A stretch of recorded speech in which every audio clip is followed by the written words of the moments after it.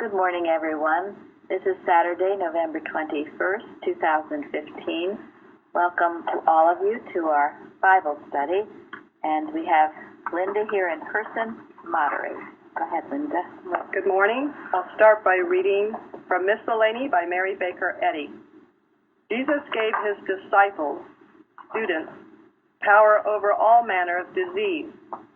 And the Bible is written in order that all people in all ages should have the same opportunity to become students of Christ's truth and thus become God-endued with power, knowledge of divine law, and with signs following. Jesus declared that his teachings and practice would remain, even as it did, for them also which shall believe on me through their word. Then, in the name of God, wherefore vilify his prophets today who are fulfilling Jesus' prophecy and verifying his last promise, Lo, I am with you always. It were well for the world if there survived more of the wisdom of Nicodemus of old, who said, No man can do these miracles that thou doest, except God be with him. Thank you. That's beautiful. All right, so we'll start with the first question. Today we're going to be talking about the Transfiguration. And it says, which Gospels can you find the Transfiguration recorded? Where did it take place, and who was there?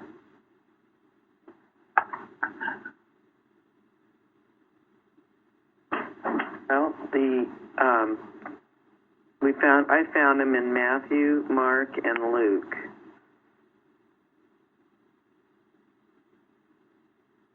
I did too. And it took place on high, and Jesus led the disciples up to the top of the mountain to Mount Tabor, which is in Galilee near Nazareth. And who was there was Jesus brought Peter and James and John his brother, and then Moses and Elias appeared with Jesus.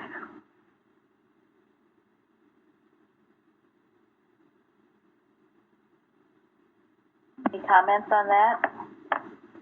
I read that it might have taken place at Mount Hermon near Caesarea Philippi. So did I. Yeah, there was no naming of the location at the time, so people are just speculating as to where it took place. Right. Yeah. And there are a lot of people who thought it was on Mount Tabor, and a church was built a few centuries ago on top of Mount Tabor called the Church of Transfiguration. So it is commemorated there, whether it took place there or not. Yeah, and the Mount Hermon was a lot taller, so they thought it might be there. And I also had heard that Mount Tabor was actually occupied at the time due to its proximity to Jerusalem. And the narrative says that they were apart. Mount Hermon would be the more likely possibility, because it was closer to the location where Jesus had been at that point in time. Could the high mountain possibly be an elevated spiritual thought? Jesus took them up to his elevated consciousness. He lifted them up mentally, spiritually. Well, and that's the true meaning, yes. Mm-hmm. But they probably did go up a hill. At least somewhere. Well, Jesus would withdraw himself often up to a place like that in order to pray by himself. Yeah, that's right, and that's what he was doing. He was praying. So it is symbolic of a lot of things, rising higher, and being deep in prayer. Any comment on the three that came with him? Like, why did he select these three? Or why did they feel sent? Go ahead. Was that Florence? Yeah, I was saying their thought. It must have been because of the level of what their thought was. He didn't need a whole bunch of people with him on such a such a holy thing, maybe just like he did when he went to heal the little girl, and he took only a few with him. So he's always looking at what thought to go with, I think. And James, his brother, became the head of the leader of the Christian church in Jerusalem after Jesus' death. Thank you.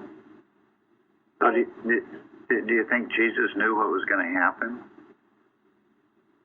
when he went up there? Yes. Inclined to think he did, yes. Yes.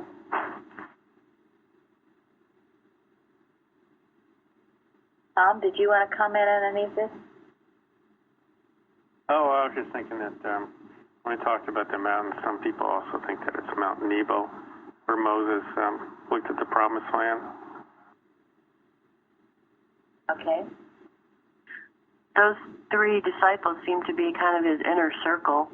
I mean, Peter was going to be a great instrument in carrying out the works of the gospel, and he wanted those three witnesses to prepare them and make them eyewitnesses. Transfiguration. John was referred to as the beloved disciple, very close to Jesus. And also, Peter had just recognized Jesus as the Christ. I think it's happened prior to this. Thank you. Yep. Yes. Yeah, these are all reasons, and it was an elevated thought that was with him, and those who would be carrying on the work. And the idea that it was three also is significant, because, you know, when usually in witnesses you have three, so it's indisputable.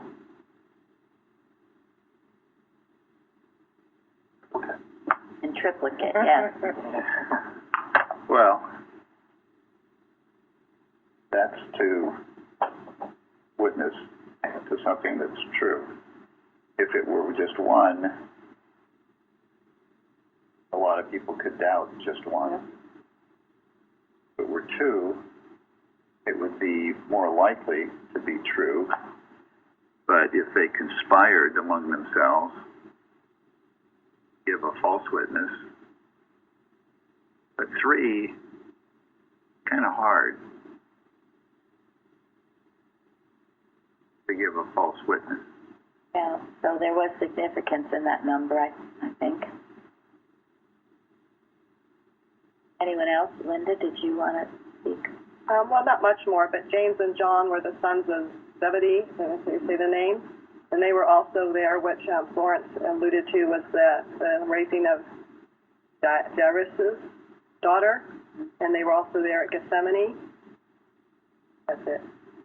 There was a couple of places that they were. They were also known as, I think, the sons of thunder. Thank you. And they were also the ones whose mother had asked Jesus if they could sit at his right hand.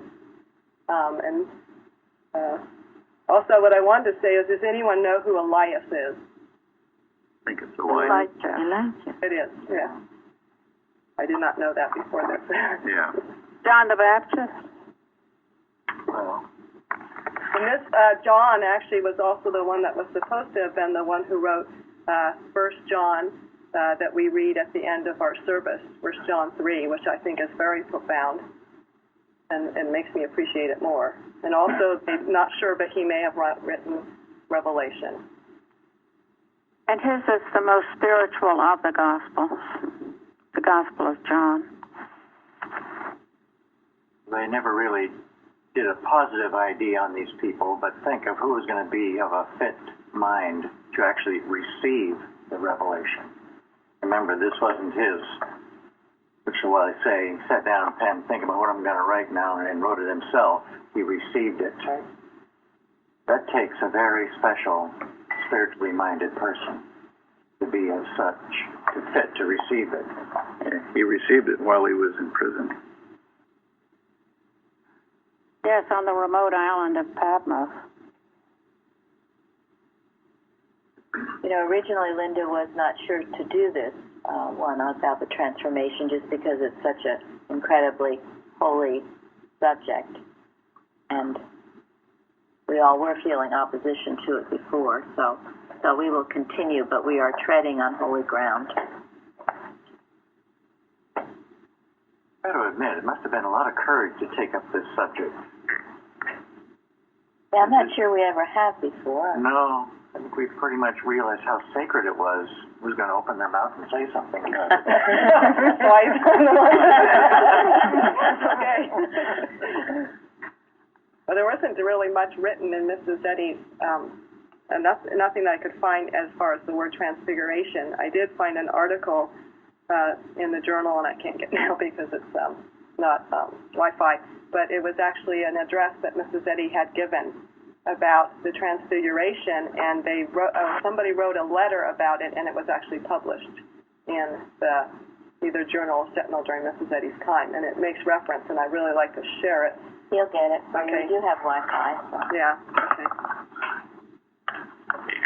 Go ahead. Jeremy to the rescue. Yeah. But other than that, there's not much written about it, so... Yeah, I looked it up, too, and maybe at the end I will read a little bit, not just on Transfiguration, but on translation. All right, so we go to the second question? Yeah, we done? Does anyone else speak? Yes, I was very baffled and confused by the whole thing, so I was very grateful to have this as a study, and finally I went and the Strong's Concordance and looked up what transfiguration was actually in the Greek originally, and it was the word metamorpho, which is metamorphosis. So that really changed the light on it for me, because then when you look at what Mrs. Eddy says about metamorphosis, I mispronounced that, but anyways, she talks about the caterpillar becoming the butterfly, and it was like, so that's actually what happened there. Beautiful. Yes, thank you. And doesn't it give us, in that light, doesn't it give us the proper relationship between soul and body? Yes. From sense to soul, right? Changing. Yeah. Yeah, I mean, I was intrigued, Mike, at your comment that you were perplexed and confused. But the human mind is always perplexed and confused. And that's why only in science does any of this make sense. You know, this is why it's so vastly important what we're doing here. Because with world events going on, nothing makes sense. Only science explains it. And this is why all that we're doing here is so you get a correct understanding of the Bible and of Mrs. Eddy's works, so that we can handle these things with power and effectively, because they have not been. They have not been. We must get this right sense of things. And it doesn't take many, but it takes vigilance and dedication and knowing the huge importance of it. I mean, I loved what Jeremy wrote on the forum. Oh. Just about being servants to God, and how before I always felt that there has to be something more than just the way life seemed to be, about going to work, paying bills, family and all that. It just seemed like there should be more, and I didn't know what it was. Well, this is the more, all right? This is the more. This is your divine destiny. This is why we exist. God has put us, each one of us here, for a divine purpose and a divine destiny, and it must be fulfilled. And Mrs. Eddy said, we will either do this work or we will go back into the dark ages. She said it. I believe it. Okay. Go ahead. And that was so perceptive, because that was exactly why I was confused. And one of the beauties here is that these Bible studies is from listening to people in the past, taking these questions to Mrs. Eddy's writings. That's what I did finally on this round, and it really helped unravel it all. And one of the other things in miscellaneous writings, which was absolutely amazing to me, was that Mrs. Mrs. Eddy states that God can uncarve marble. And so it just shows that the transfiguration of Jesus was from the caterpillar to the butterfly, but the mortal marble can be uncarved by God and transfigured into the butterfly. And I thought it's interesting, in miscellaneous writing, one of the questions, what did Jesus mean when he said to the dying thief, "Today shalt thou be with me in paradise"? This is on page 70. And Mrs. Eddy says, the thief's body, as matter, must dissolve into its native nothingness, whereas the body of the Holy Spirit of Jesus was eternal. And that is according to beliefs and understanding. Christ Jesus' perception of himself as his body was spiritual, therefore he walked out. The thief had a very materialistic belief of his body, so that had to dissolve, and he had to find his true being. So, anyway, we'll go on. I wanted to make a comment. I stopped when I read the fact that it said in both Matthew and Mark, said after 6 days he took them up on the mountain. And I was thinking that means this was the 7th day. And 7 is usually a symbol of completeness, a spiritual symbol of completeness. And I felt like almost like Jesus had reached a completeness in his thought. And then I also was thinking of day in Science and Health, where Mrs. Eddy says it's where the objects of time and sense disappear in the illumination of spiritual understanding. And this is what enabled Jesus to meet or see Moses and Elias, because all sense of time was vanished. Yes, that's right. Thank you. Absolutely. And we must remember this. We're always talking about how fast time seems to be going. Well, there really is no time. Remember, we exist in the eternal now, and if we know that, there won't be any of the limitations of age and other beliefs.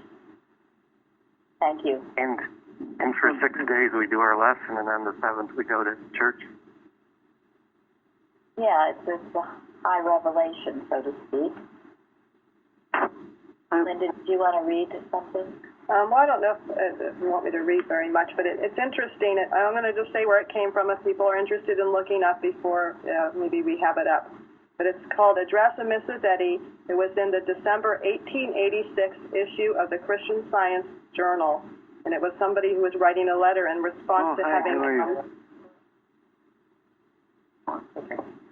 So it said, human reason could not teach men this true following. This is referring to Mrs. Eddy, saying that this human reason could not teach this. And she goes on to say, Mrs. Eddy said that the home of the Christian scientist is in the understanding of God. His affections and interests are there, and his abiding place is there. And then she went on to say that Christian science teaches the unreality of sin, and students of the science must master the claims of sin. And then she talks about that we must build 3 tabernacles, and that's where the reference was into the Transfiguration, when Peter wanted the 3 tabernacles. And the first one was the self-consecration to the life of Christ. The second one was made for Moses, which was fulfilling the law according to the Hebrew Decalogue. And the third one was Elias. And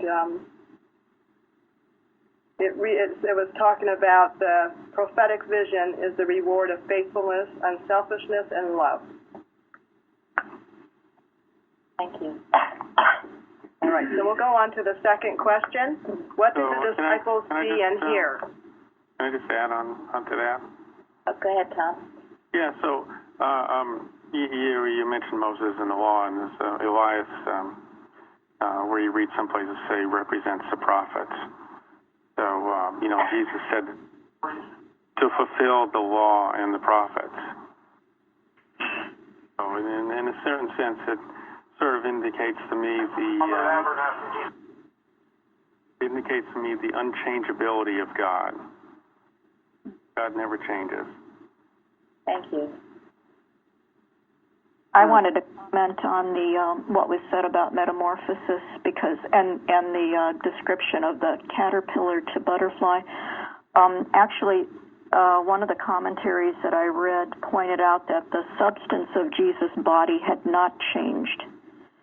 It was only his outward appearance that had changed, and it was the outward appearance was the showing forth of his inward divine nature and life, and they were just seeing what was really there. So that whole experience, like somebody said, was a lifting up of thought.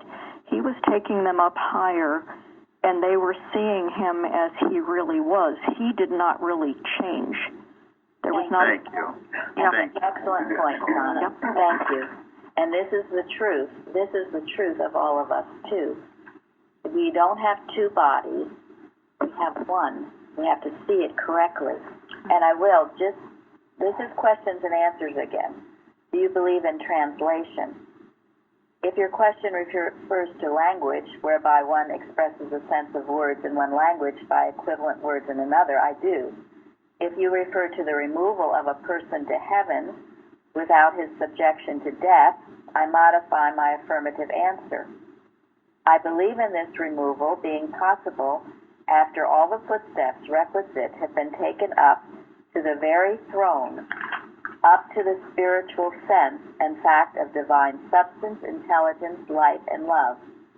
This translation is not the work of moments. It requires both time and eternity. It means more than mere disappearance to the human sense. It must include also man's changed appearance and diviner form, visible to those beholding him here. So,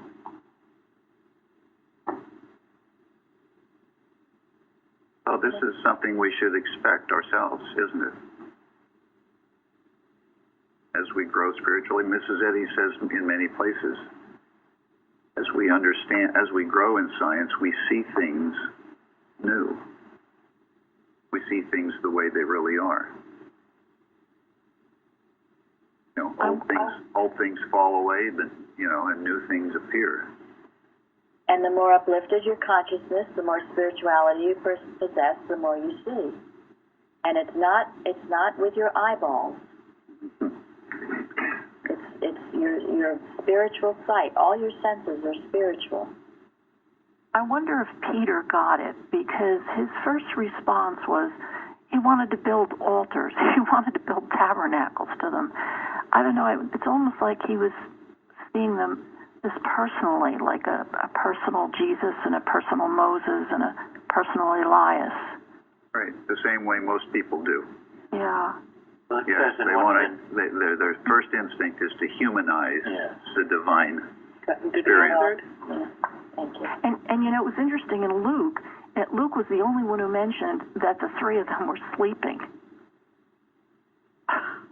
But also in one of the narratives it says that he didn't know what to say. Yeah. He didn't know what to say. He just opened up his mouth and out it came. More the impetuosity. Well, I can relate to it. Let's not forget, he was the one who recognized the Christ, though, so he still had something. That's right. Well, he was just so, exuberant and just jumping right in there. Who else in such a holy moment would say something like that? Leave it to Peter to say something. And I read one of the interpretations that he wanted to build a tabernacle because he wanted Elias and Moses to live there, to stay there, to, capture the moment. Right. Which is, somewhat absurd. It does show his lack of understanding, but we can say that here in retrospection. If we were there, who knows what we would have thought. Yeah. Well, I felt like it was almost like this sense when you have these healings and you want to stay there in that place, and you don't want to come down. And then the Bible said that the enemies were closing in at that point, so he probably really didn't want to go back down. It was probably wanted to stay up there. Yeah, very true. Yeah. And that's a safe, holy spot. Go ahead. Oh, no, I wasn't saying anything there. Oh, I was thinking about the three disciples that went with him would probably have been the most supportive of the disciples at that time for this particular experience. Supportive or watchful, but maybe not watchful, but supportive of this experience. Yes. Yeah, they were the ones who held the most promise. Who God told Jesus to take with him. And I'm sure Jesus knew the events that were going to transpire and how important it was that their understanding increased. And to witness something like this would be quite awesome. But you can imagine what, the forces against what Jesus was doing. I mean, not only was the Jewish establishment out to kill him, here were his best disciples, and he was, they were struggling to begin to understand anything he was saying or doing.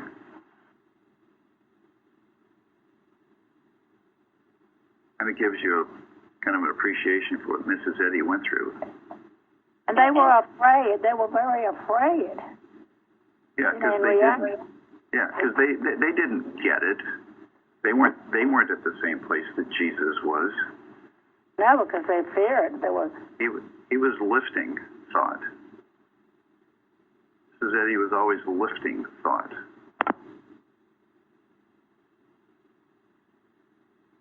But that's why, what a tremendous gift we have in Mrs. Eddy and our textbooks with her explanation to explain all of this so that we can understand and go higher. And that's why, it's been such a shame if people don't take it and use it and practice it. And be faithful to it. Yes. She says, along with it, the fact remains that the textbook of Christian Science is transforming the universe. This word of truth is transforming the universe. That is why, again, the importance of us working with it, using it, putting it out there, doing what we're doing, having these Bible studies, roundtables, services, everything we do, certainly our Wednesday evenings. It will transform the universe. It's the leaven of truth. Because sometimes I wonder, do we need to go missionary work and that kind of thing? This book, this truth, will do it. It goes to the far corners of the earth. Doesn't she say that in the dark places? Yes. Well, in our website, you're taking it out. It is. Absolutely it is. Mm-hmm. It travels faster than any of us could. Yes. So we'll just keep knowing this. It's transforming. She doesn't say the world. She says the universe. And that's the world's advancement because the Internet has advanced the world. Yes. And in many ways, our thought has advanced. In many ways it has. The legacy Mrs. Eddy gave us. But then it would seem that this other thing is rearing up its ugly head. So that always happens. Whenever you have such abundant goodness, something would try to come and take its place. And it cannot be. It's a kind of chemicalization. It seems to me a chemicalization. And some of the evil is going to drop off like boiling something. Yeah, it is coming out. It's been here. It's coming out, and it's all its ugliness to be destroyed. And it's the human mind. It's always the human mind. Always the human mind. It's never person.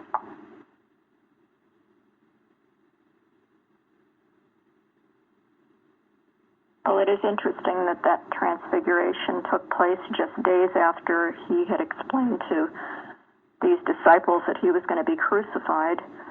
And of course, Peter's the one that it says that Peter rebuked Jesus, saying, "Be it far from thee, Lord, this shall not be unto thee." And then Jesus turns around and says, "Get thee behind me, Satan," to Peter, which is really interesting. And then I read this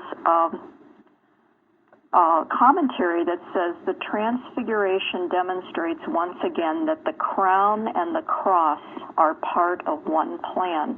When Jesus was identified as the coming king by Peter, Peter was unwilling to accept the fact that Jesus would die on a cross. Peter was eager to have a king with a crown, but unwilling to have a king with a cross. The Transfiguration welds together the glory of the coming kingdom with the exodus of Jesus at Jerusalem, the cross. What will eventually be made clear is that the cross was the path the Father had appointed to the crown. I found that so interesting because Mrs. Eddy talks about the need to take up our cross, for with it we win and wear the crown. Exactly. Thank you, son. Very good. Yeah. We each have to bear the cross, don't we? We each have to fight the battle. I mean, the battle is the Lord's, but we each have to face whatever comes to us that needs to be overcome, destroyed by the truth. What does it say in the Bible? He that overcometh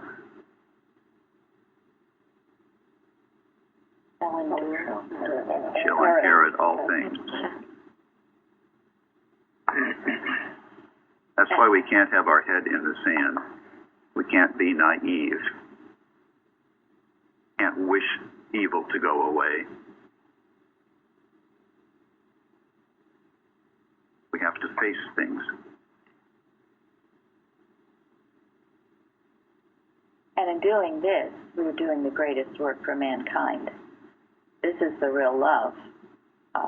This is the love. And this is, I call it the underbelly, because it's the quiet underneath work that goes on. And I found this, I've been saying this for a while, but Mrs. Eddy says it very clearly on page 99 of Science and Health. She says those individuals who adopt theosophy, spiritualism, or hypnotism, and we can add Romanism, materia medica, Islam, she says, may possess natures above some others who eschew their false beliefs. They can be better than the ones who are being critical of them. That's true. And then she says, therefore, my contest is not with the individual, but with the false system. That's what we're saying. The false system, not person. I love mankind and shall continue to labor and to endure. That's to be our attitude. Not battling with people. People can be very, very good. It's the false beliefs that must be destroyed because they keep these good individuals in bondage.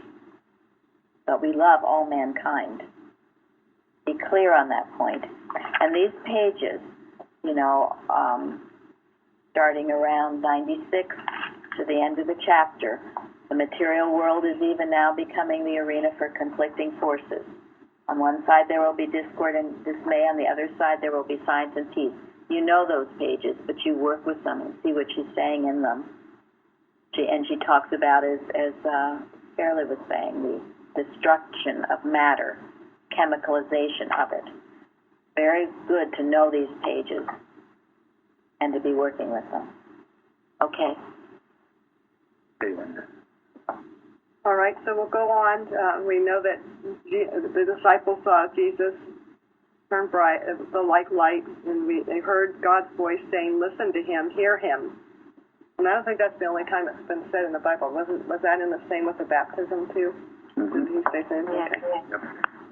All right, so then the next question is, what was Peter's reaction to the event, which we talked about the tabernacles a little bit so far, and how did the other disciples react? Well, they were all afraid. After they heard God speak, they fell on their faces in fear.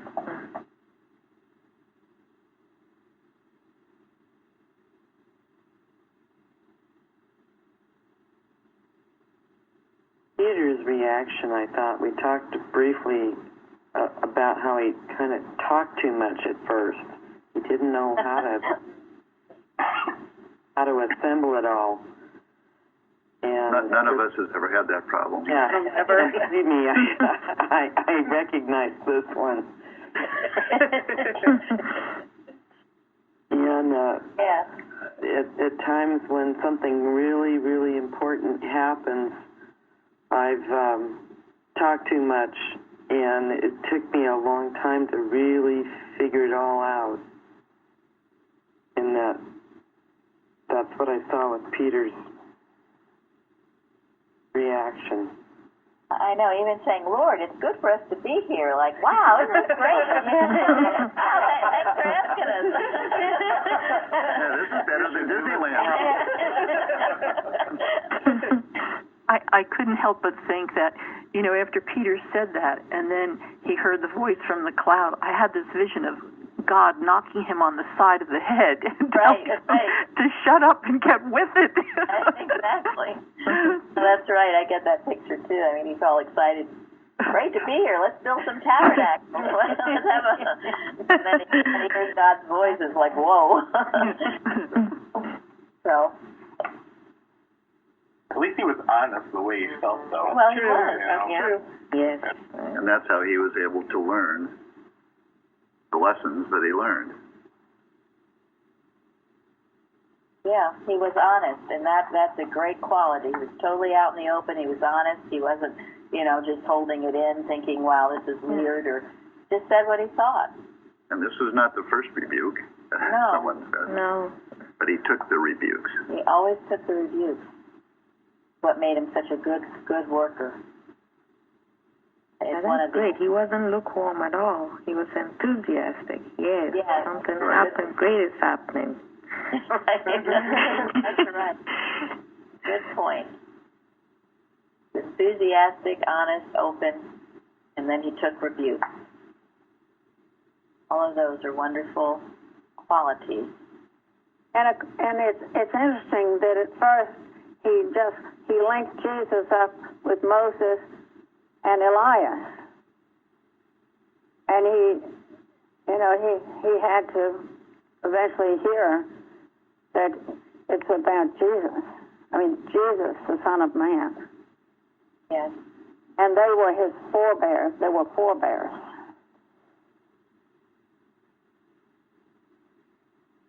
Well, yeah, I mean, one of the lessons for them was the thread of the Christ appearing to mankind throughout time, throughout all ages, right? Yeah.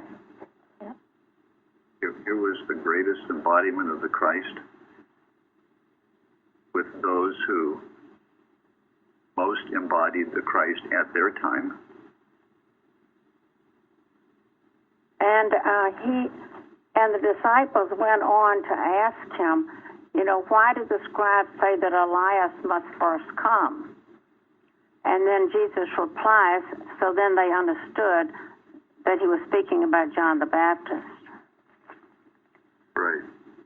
And he had earlier in Matthew 11 spoke about how great John the Baptist was. Jesus said, among them that are born of women, there hath not risen a greater than John the Baptist.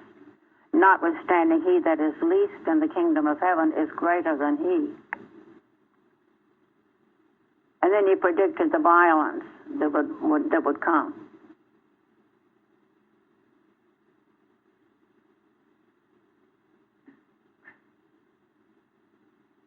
Okay, thank you. Anyone else? I think the disciples' reaction was because they truly hadn't made the demonstrations, and that's why Mrs. Eddy so requires us to demonstrate and practice this, because all the studying they've done hasn't, they would have been the same way as they, not understanding what Jesus was saying, and until one does it oneself, well, not oneself, does it through God, then that's when one really starts to understand. I think that's why they were afraid, because, I mean, of a loving God, how could you be afraid? They obviously didn't understand God. A good point. You don't understand it till you live it. This theory. And Jesus was forcing a major change on the way people think, didn't he? I mean, he was bringing something incredibly radical, a spiritual understanding of what was then the highest law, the Hebrew law, a spiritual understanding of it. That was his mission. I thought this whole thing must be tremendously comforting in a way to Jesus, too, knowing he was about to get crucified. He was proving in that instance there's no death, talking to Moses and Elias and having that transfiguration. He knew it. When I read this, even years ago, as a young person, I thought, here it is. It's all true. And it's such a relief. So I love it. I think I know it's holy ground and we have to be very careful. But it's a very beautiful thing to be given it. Well, it is. And it's proof of a very profound spiritual fact. I wonder if this last voice that came out of the cloud was that God can only identify himself through spiritual sense. Did they hear this as in a spiritual sense? Well, they eventually had to. That was the challenge. And because that's the challenge for each one of us, isn't it? You know, you hear God in various ways, Karen. You know, he comes, we hear him. Maybe sometimes it does seem like a voice. It can be other things. That God does. I mean, we're told God speaks. So, I mean, we weren't there, so we can't say exactly what it was, but it says here, spoke. They all heard the same thing, the three witnesses. Thing is, they progressed from that incident, as we all must progress. What Mary read earlier, time and eternity. It's all continuous state of progress. If we want progress. Yeah, well, sometimes even if we don't want.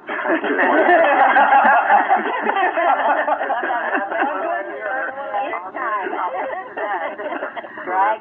Screaming and Good point. All the way down the mountain. Good point. It is inevitable. Is this all there is? I don't really want to know.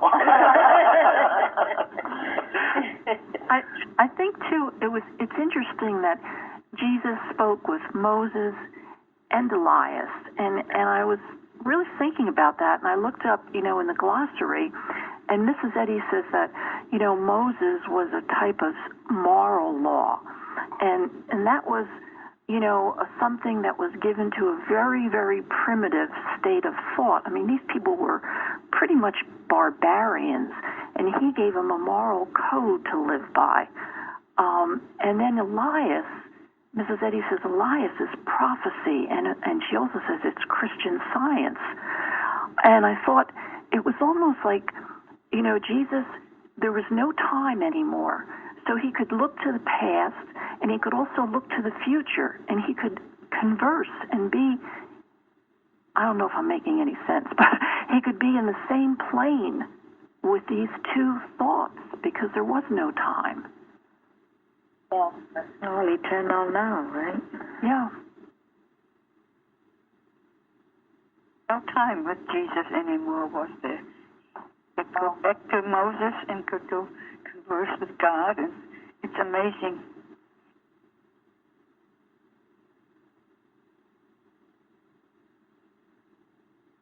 Go on, since we're almost done. Sure. The next question was, what was Jesus' response to the disciples, and what messages does he give them?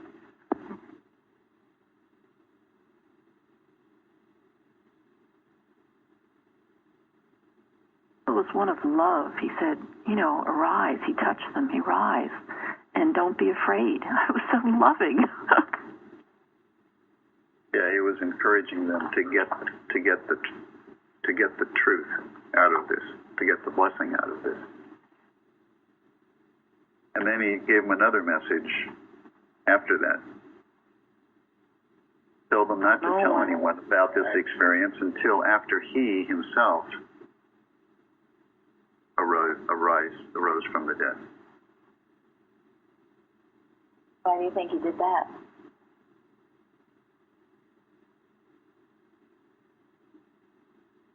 Protection. Yeah, nobody would have believed it. That's right. And not only them, probably, because remember, after he rose from this crucifixion, it was at another time that the disciples received more of the Holy Ghost, that is, were of a higher spiritual state of mind, and probably would have understood the whole thing much more clearly, whereas if they opened their mouth at the time, who knows what would have come out. And there's this is all, I think this is all good, but there's another consideration that might be involved in this. One of the challenges that Jesus always had was to get people not to have a personal sense of him and worship him. He was always having to fend off personal adoration and turn people to God. He had to rebuke some people who wanted to personally idolize him. And I thought, in this case, if these three went down and told everybody, hey, let us tell you about what happened up there, that would encourage an awful lot of people to personally idolize Jesus. And that would hinder his later demonstration of the resurrection. It would also cause perhaps jealousy. It would just get the human mind going in every different direction. As well as certainly disbelief and doubt. You've got to be kidding me. That couldn't have happened. Or why didn't he choose me to go up there? Yeah. Right, it would enrage the human mind. It also reminds me of Mrs. Eddy and personalizing Mrs. Eddy. The danger of personalizing Mrs. Eddy that way. Absolutely, yes. Spoke against that. Yes. And like George Washington, they would have tried to crown him as king. Yes. And he knew better. It's interesting, Bruce, this is a true thing about George Washington. What were you saying yesterday? Well, he wouldn't let people get up close and personal. Yeah, that's right. A lot of people wanted to get palsy-walsy with him, but he would not let it. He kept the distance. There had to be a sense of respect. He wasn't just going to, have everybody patting him on the back and no. And that would keep out. It's a way of keeping that personal sense at bay. It's most important that we all do that in our relationships. People must see us in the true depict and not personalize us.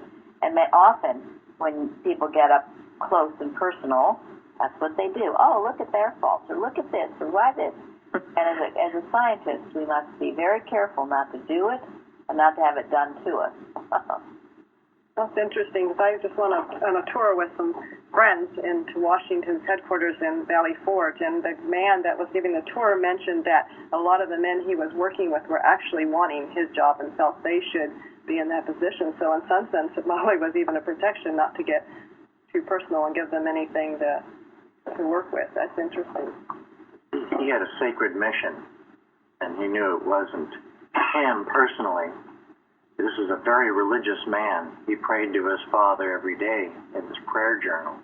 He expended time and effort communing with the Father.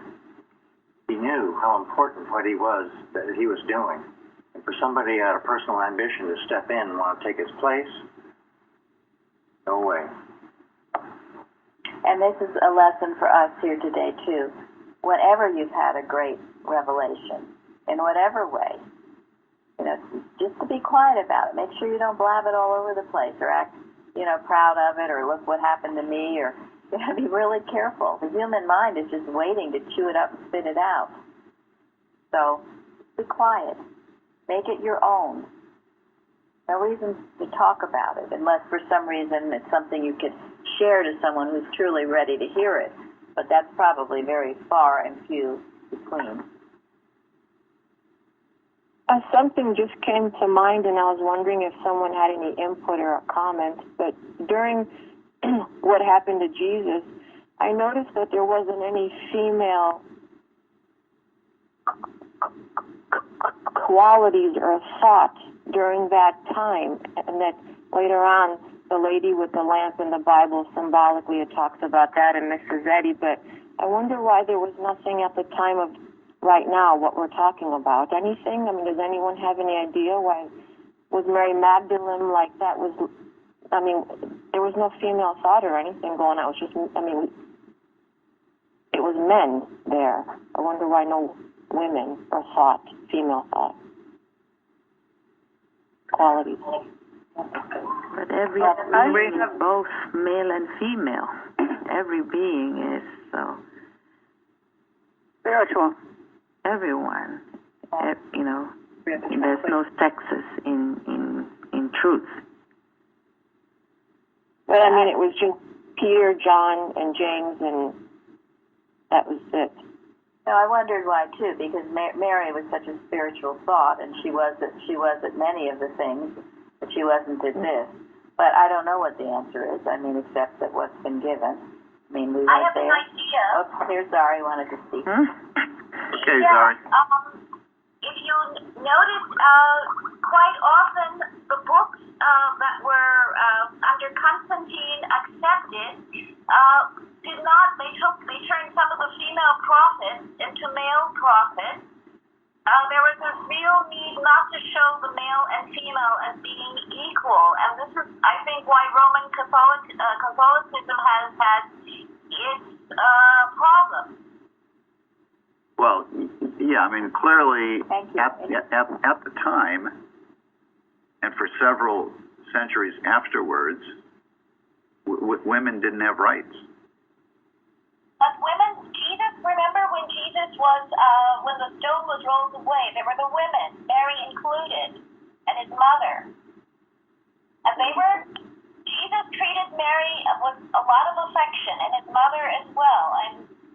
Yeah, Jesus was above that. Yeah, Jesus did not have that problem. He didn't have that problem. But the law of the land was forbade it. Yeah. And you're right about Romanism, because many of these women, I heard there was a woman with Paul who was did a lot of good, but none of those things were recorded. Or if they were recorded, they were kept from the people, so you didn't know about all the women that were actually doing things. It was the macho male suppressing. Who knows? Maybe there was a woman there and they just didn't record it. Yeah, that's exactly my thought, Mary, because how about we now find out about the Gospel of Mary and all these things that has never been out. Okay, well, thank you, Zari. Sure. No. I always like to think about the book of Judges, where there were women who were judges. Yes, right, Deborah. At the very beginning. Right. And with Moses, there was some daughters that were applying for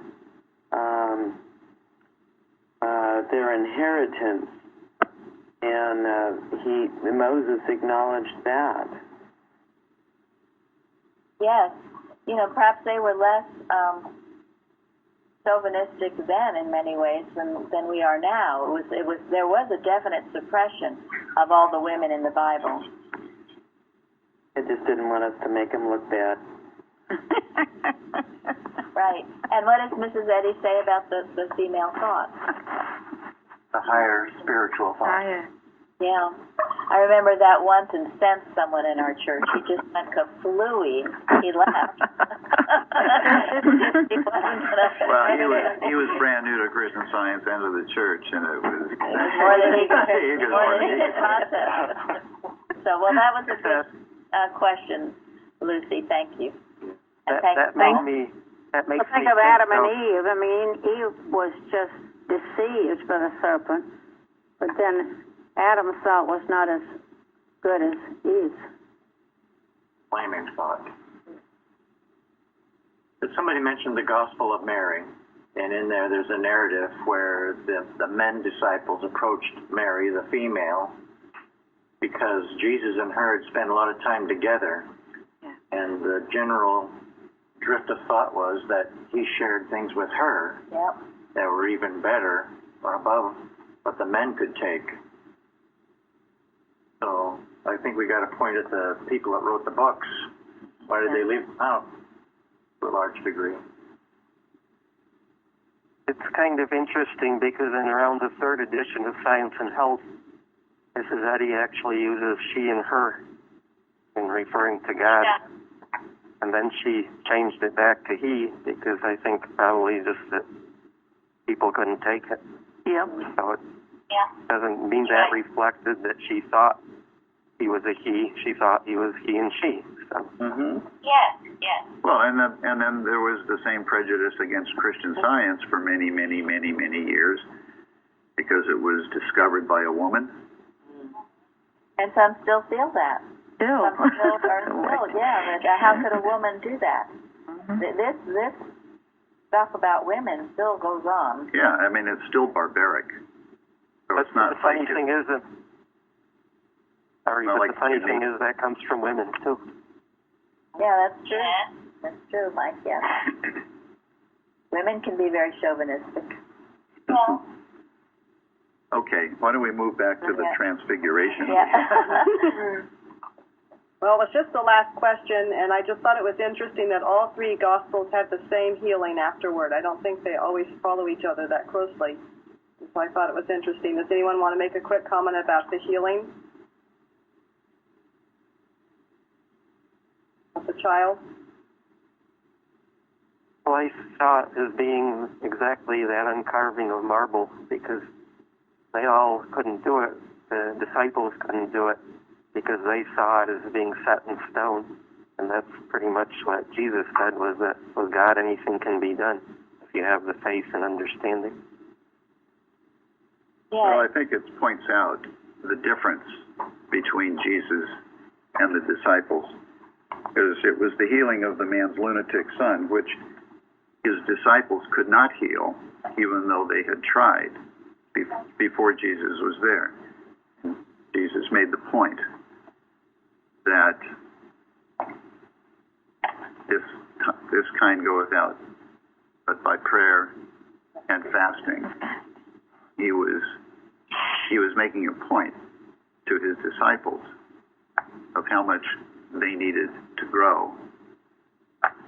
Yeah, it is very interesting. It was a good question because here they had this huge uplifting experience, and then they came down and they couldn't heal someone, which showed, that they had to grow to the point where Jesus was, and that was by prayer and fasting, which means living it, killing those negative thoughts and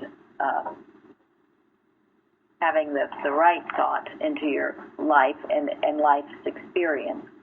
That is the living of it that enables you to heal. You can't just talk it or you can't observe it. You can observe it. If you just look at it and think, oh, wow, look, that's great. Well, that doesn't mean that you can heal. You've got to live it in your life, which, of course, Christ Jesus did, and the disciples did eventually, too. So these are wonderful lessons. Those were great questions. There's a lot more that we'll talk about tomorrow, but I want to end with this, because this is a beautiful thing that our quartet sings, and it's on page 51 in miscellaneous writings.